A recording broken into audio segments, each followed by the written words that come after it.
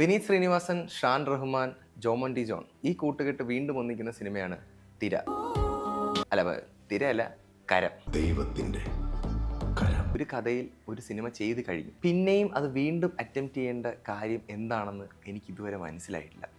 തിര എന്ന ഒരു സിനിമ അവിടെ കൃത്യമായിട്ട് കിടപ്പുണ്ട്. അപ്പം വീണ്ടും അതേ സ്റ്റോറി ലൈനിൽ വീണ്ടും ഒരു സ്റ്റോറി റിപ്പീറ്റ് ചെയ്തത് എന്തിനാണ്? സിനിമ അങ്ങനെ ഭീകരമായിട്ട് നമുക്ക് എടുത്തു പറയത്തക്കതായിട്ടുള്ള സാധനങ്ങളൊന്നും കാഴ്ചവെക്കുന്നില്ല. കൂടുതലും ഷൂട്ട് ചെയ്തിരിക്കുന്നത് ജോർജിയയിലും ഷിംലയിലും മറ്റൊക്കെയാണ്.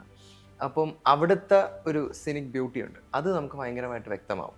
അതിനപ്പുറത്തേക്ക് ഭീകരമായിട്ടുള്ള സാധനങ്ങളോ ഒരു സിനിമാറ്റിക് ഹൈ തരുന്ന മൊമെൻറ്റുകളോ ഒന്നും എനിക്ക് സിനിമയിൽ ഉണ്ടെന്നായിട്ട് തോന്നുന്നില്ല. സിനിമയിൽ കുറേ സംഭവങ്ങളെല്ലാം പ്രിഡിക്റ്റബിൾ ആണ്. നമ്മൾ ലാസ്റ്റിലേക്ക് സീനുകളിൽ എന്താണ് വരാൻ പോകുന്നതൊക്കെ നമുക്ക് കൃത്യമായിട്ട് മനസ്സിലാവും. കുറേ പ്രിഡിക്റ്റബിൾ ആയിട്ടുള്ള സാധനങ്ങളാണ്. പ്രേക്ഷകർ ഏറെ നാളായി കാത്തിരുന്ന ഒരു സിനിമ കൂടിയായിരുന്നു കരം.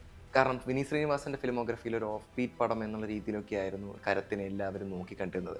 സ്ഥിരം ചെന്നൈ പരിപാടികളൊന്നും ഇല്ലാത്ത ഒരു സിനിമ എന്ന നിലയിലും ഇതിനെ എല്ലാവരും നോക്കിക്കണ്ടിരുന്നു. പക്ഷേ കരം അത്രത്തോളം എത്തിയിട്ടുണ്ടോ എന്ന് സംശയമാണ്. ചിലപ്പോൾ ഇത് തിരയുമായിട്ടൊക്കെ കണക്ട് ചെയ്യാനുള്ള സാധ്യതകൾ കാണാം.